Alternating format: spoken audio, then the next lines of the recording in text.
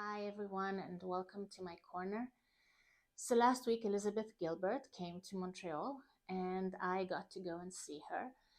And today, I think I would like to share with you some of my epiphanies that I've had as a result of just that evening.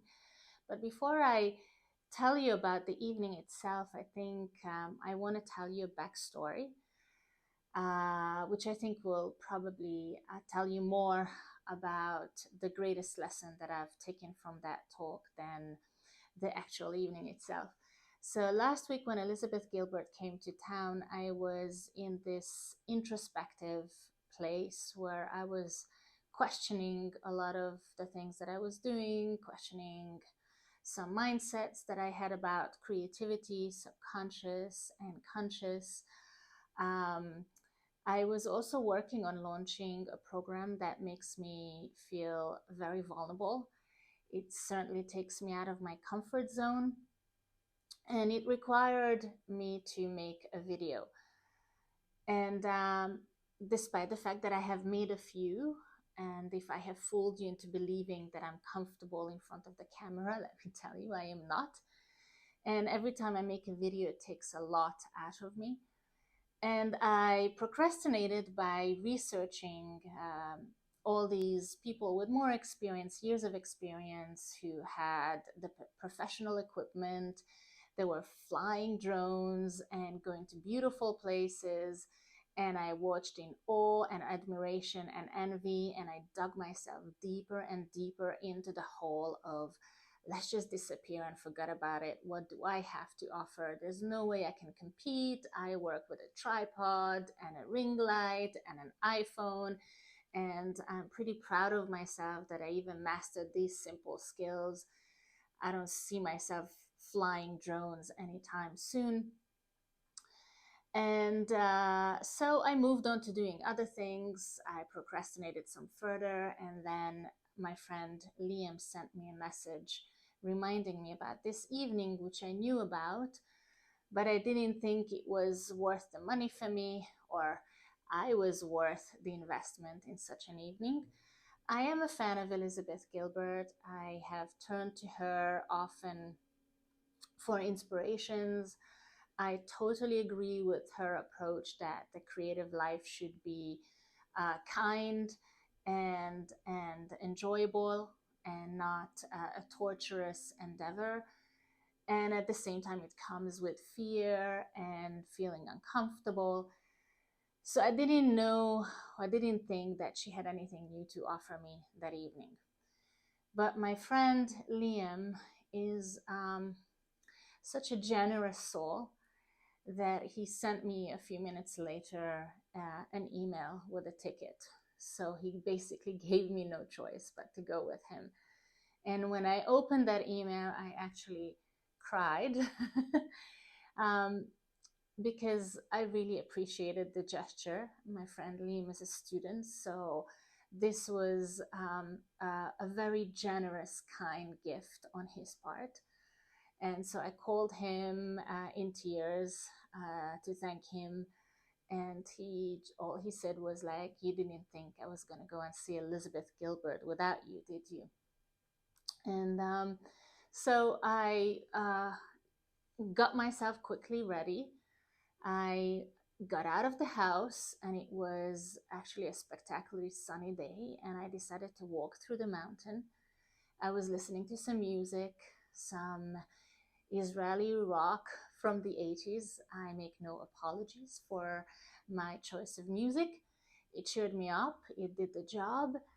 And as I was walking through the mountain, I bumped into a friend I haven't seen in years, but I have followed her and her path. And she's also a filmmaker. And we often talked about just the challenges of the creative life, especially the financial challenges of the creative life. And it was maybe a 5 minute catch up, but in those 5 minutes, we gave each other this big hug that basically had the essence of "you go, girl, um, just carry on. It's a hurdle, but you'll get over it and you will do what you're meant to do." And so when I arrived at church to meet Liam, I was already lit. And of course, there he is, stands smiling. And what is really beautiful about the fact that it was at church is that Liam is a big fan of churches, and I have lit many candles for his various wishes in Italy. So this was the first time that actually Liam and I got to go together to church, seeing Elizabeth Gilbert. It was very symbolic. And we sit in the crowd. The crowd was full of women, mostly women, and Liam. And there was no special production, no drones. And when Elizabeth Gilbert came on, it was just her and a microphone. And all she was really doing is telling stories. And I don't know how many minutes into her talk, I realized that I was reminded of the power of simple storytelling. The woman behind me was cracking up. I don't know how many times she shook the church. At some point, there was a baby crying.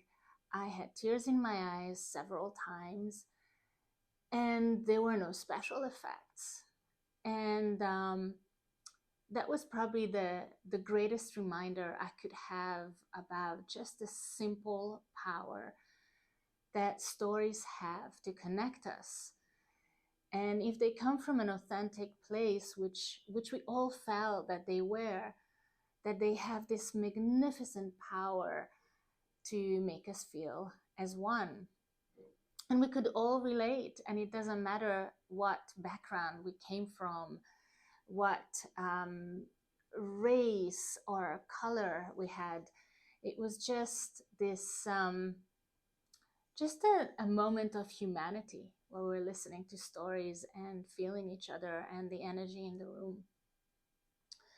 So I left completely inspired.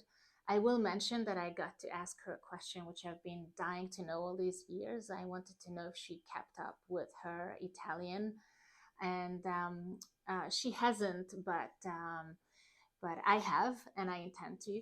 And um, I will mention again her kind of advocacy for the creative life. If you haven't heard her say this before, she often says that what you only have to be about 1% more curious than afraid to do that thing that you do, and the fear will always be there. But if you actually pursue that impulse, your life itself will be a work of art. And the reason that I still get teary when I say that is because I've realized how I have always chosen the creative path.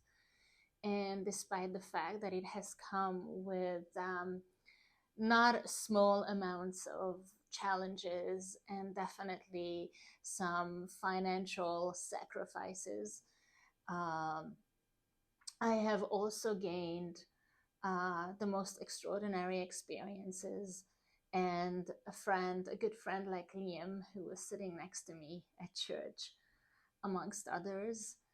And although I'm not Elizabeth Gilbert with a bestseller, I'm just a lot more a low-key writer. I would encourage you to take on the creative path and commit to the creative life. So that's all I have to share with you. This was a video, very unfiltered, with no special effects. So in the spirit of that talk. So thank you very much for bearing with me and listening to me. And I wish you the best of luck for your creative life, and keep sharing your stories. Have a wonderful day. Take care.